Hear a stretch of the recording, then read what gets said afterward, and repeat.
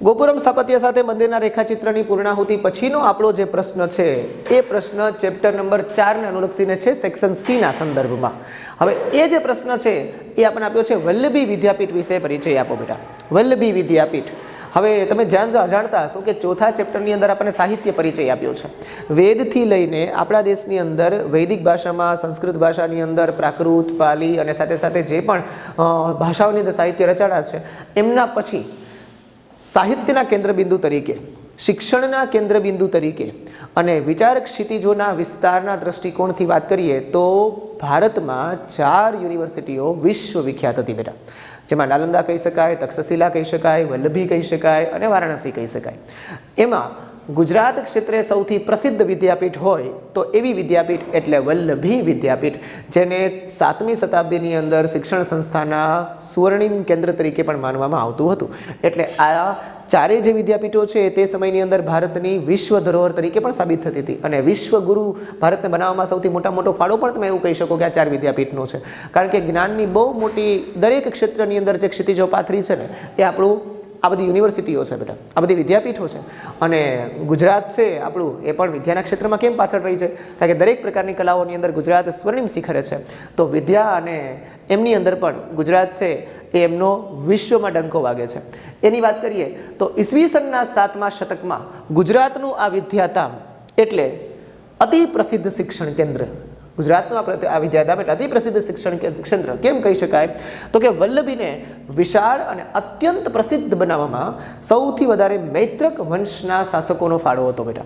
આમ તો તમે લોકો જુઓ તો કોઈ પણ ક્ષેત્ર જ્યારે આગળ નીકળતું હતું પ્રાચીન સમયની અંદર, ત્યારે એમાં રાજાઓનો, શ્રેષ્ઠીઓનો ખાસ કરીને વિશેષ સપોર્ટ હતો કે જેના કારણે થઈ અને એ પછી ચાહે કોઈ પણ કલા હોય, ચાહે કોઈ સાહિત્યની વાત હોય, ચાહે કોઈ શિલ્પની વાત હોય અને આવી રીતે કોઈ આપણા શિક્ષણના કેન્દ્ર તરીકેની વાત હોય, તો રાજ્યાશ્રય મળે એટલે સ્વાભાવિક રીતે એક ક્ષેત્રની ગતિવિધિઓ અને એક ક્ષેત્ર છે એમની કાર્યપ્રણાલીઓ બહુ સારી વિકસી શકે છે. એમ મૈત્રક વંશ છે એ પણ વિદ્યા છે એમના દાતા કહી શકાય અને વિદ્યાના પોષક પણ કહી શકાય, જેથી કરીને આ જે વિદ્યાપીઠ છે એમને ખૂબ પ્રેરણા મળી અને ખૂબ વિકસિત થઈ. 7મી શતાબ્દીમાં અહીંયા ભિક્ષુક વિદ્યાર્થીઓ રહેતા હતા અને વલ્લભી ખાસ આપણે યાદ રાખવાનું કે ત્યારે બૌદ્ધ મતના હિનયાન પંથનું કેન્દ્ર હતું. આપણે પરીક્ષાની અંદર પણ ઘણી વખત આપણને એમસીક્યુ તરીકે પૂછાઈ ગયો છે.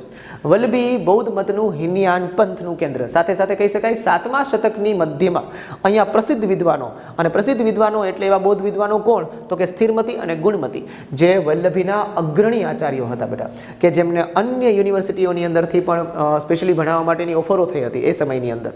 તો આવા જે વિદ્વાન બૌદ્ધ સાધુઓ છે એ અહીંયા શિક્ષક તરીકે પોતાની સેવા આપતા હતા, અગ્રણી આચાર્યો પણ હતા, સાથે સાથે સંચાલન પણ કરતા હતા વલ્લભી વિદ્યાપીઠનું અને પોતાનું જ્ઞાન છે એ પણ વિદ્યાર્થીઓની અંદર પ્રવાહિત કરતા હતા.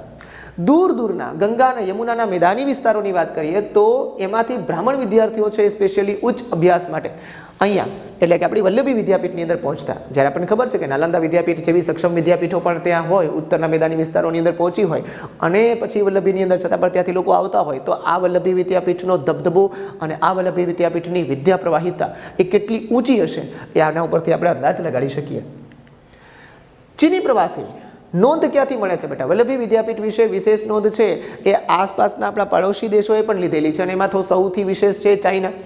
ચીની પ્રવાસી ઇત્સિંગ, ચાઇનામાંથી ઘણા બધા પ્રવાસીઓ આવેલા, જેમ કે આપણને યુએન સાંગની ખબર છે, નાલંદા વિદ્યાપીઠની મુલાકાત લેવાવાળા વ્યક્તિ, પછી ફાહિયાનની ખબર છે આપણને લોકોને. એવી જ રીતે ઇત્સિંગ જે છે એ ઇત્સિંગે વલ્લભી વિદ્યાપીઠ વિશે એક પોતાની વાત નોંધી છે. એમાં ચોખ્ખું લખેલું છે કે પૂર્વ ભારત, વલ્લભી જે છે એ પૂર્વ ભારતની પ્રસિદ્ધ શિક્ષણ સંસ્થા, એટલે કઈ શિક્ષણ સંસ્થા? તો કે નાલંદા વિદ્યાપીઠ.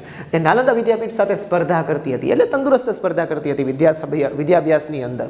અને જેવા આચાર્ય નાલંદા વિદ્યાપીઠના હતા, જેવા શિક્ષકો નાલંદા વિદ્યાપીઠના હતા, એવા જ પ્રકારના શિક્ષકો છે, એવા જ પ્રકારના લોકો છે એ અહીંયા પણ પોતાનું જ્ઞાન છે એ પીરસતા હતા.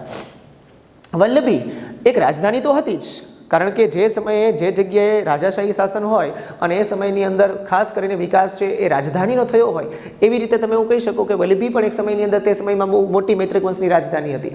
સાથે સાથે આંતરરાષ્ટ્રીય બંદર પણ હતું બેટા, ઇન્ટરનેશનલ પોર્ટ તરીકે પણ તે સમયે તમે એનો વહીવટ જોઈ શકો છો. અને ક્યાંથી કેટલા સમય સુધી? તો કે ઈસવીસન 480 થી ઈસવીસન 775 સુધી વલ્લભી યુનિવર્સિટીનો દબદબો રહેલો છે.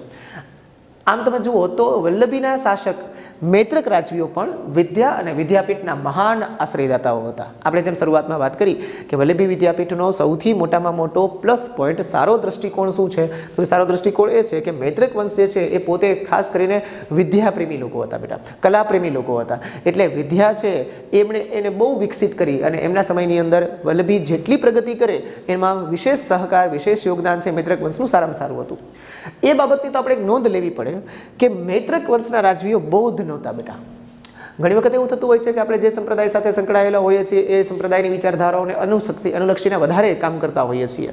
પણ અહીંયા વિદ્યાની બાબતમાં વાત કરીએ તો વિદ્યાની બાબતની અંદર અહીંયા મૈત્રક વંશના જે રાજવીઓ છે એ બુદ્ધ નહોતા, છતાં પણ બુદ્ધ સંપ્રદાયથી પ્રેરિત હતા. અને એટલું જ નહીં પણ સાથે સાથે સનાતની હતા બેટા. એટલે સનાતની એટલે મૂળ આપણો જે વૈદિક ધર્મ છે, હિન્દુ ધર્મ છે કહી શકાય એ હતા. છતાં આ સંસ્થાની વિશેષ મદદ કરતા હતા. વિદ્યાપીઠ છે, વિદ્યાના આશ્રયદાતાઓ છે અને સારામાં સારી જ્ઞાન પ્રવાહિતા શરૂ છે એટલે સ્વાભાવિક રીતે વિદ્યાના સારા ગુણો દરેક જગ્યાથી લેવા જોઈએ, દરેક ક્ષેત્રોમાંથી લેવા જોઈએ. અને એ જ બાબતને ઉજાગર કરતા મૈત્રક વંશના રાજકીયો અહીંયા આપણને દેખાય છે. ઈસવીસન 775માં જ્યારે અરેબિયન ટ્રુપ્સ એટલે કે આરબોએ આપણા દેશો ઉપર આક્રમણો શરૂ કર્યા અને એમાં મૈત્રકો પરાજિત થયા એટલે વિદ્યાપીઠ બંધ પડી. આપણે બધાને ખબર છે બેટા કે જ્યારે રાજાશાહી શાસનની અંદર જ્યારે અન્ય દેશના રાજાઓ જ્યારે આક્રમણ કરે અને આક્રમણ કર્યા પછી જ્યારે પોતાની નવી શાસન પ્રણાલી સ્થાપિત કરે તો પછી સ્વાભાવિક છે કે નવી શાસન પ્રણાલીઓ છે એ સ્થાપિત થાય તો આપણી જૂની પરંપરાઓ તૂટે, આપણા જૂના જેટલા પણ સારા કાર્યો છે એ કદાચ એમના ત્યાં ઢકાઈ જાય, આવું બની શકે. તો અહીંયા જ કંઈક થયું એટલે વિદ્યાપીઠ બંધ પડી અને પ્રસિદ્ધ આ વિદ્યાપીઠ બંધ પડી એટલે જ્ઞાનનો જે પ્રવાહ છે એ અવરોધાયેલો બેટા. અહીં પ્રસિદ્ધ વિદ્વાનોના નામ એ દરવાજા પર લખવામાં આવતા. એટલે કે તમે એન્ટ્રી કરો ત્યાં જ તમને ખબર પડી જાય કે અહીંયા કયા કયા શિક્ષકો છે, કયા કયા જે વ્યક્તિઓ છે અહીંયા સારામાં સારું પોતાનું જ્ઞાન પીરસે છે. વિદ્વાનો રાજસભામાં પોતાનું પાંડિત્ય દાખવીને રાજતંત્રની અંદર ઊંચા અધિકારો પ્રાપ્ત કરતા. તે સમયની અંદર પણ વલ્લભી વિદ્યાપીઠ જે છે, વલ્લભી વિદ્યાપીઠની અંદર જે શિષ્યો ભણેલા બેટા એ શિષ્યોને અન્ય જગ્યાએ જાય રાજાઓની અંદર, રાજાઓના દરબારોની અંદર તો પણ એ બહુ સારા સારા હોદ્દા ઉપર બેસતા. શું કામ બેસતા? એનું કારણ હતું કે એમની પાસે જ્ઞાન એટલું હતું, એની પાસે નોલેજ એટલું હતું અને પોતાના નોલેજને કઈ રીતે પ્રદર્શિત કરતા? શાસ્ત્રાર્થ કરાવીને પ્રદર્શિત કરતા, જેથી કરીને એ છે એ રાજતંત્રની અંદર ઊંચા પદાધિકારીઓ બનતા. આ જાણીતી વિદ્યાપીઠ હતી બેટા અને જ્ઞાનની આરાધના સાથે સાથે તેમની વિશિષ્ટ પ્રકારની શિક્ષણ પ્રણાલીને કારણે ભારતમાં જ નહીં પરંતુ સમગ્ર સમયમાં સુસંસ્કૃત વિશ્વમાં તે ખૂબ સારી પ્રસિદ્ધ થઈ હતી.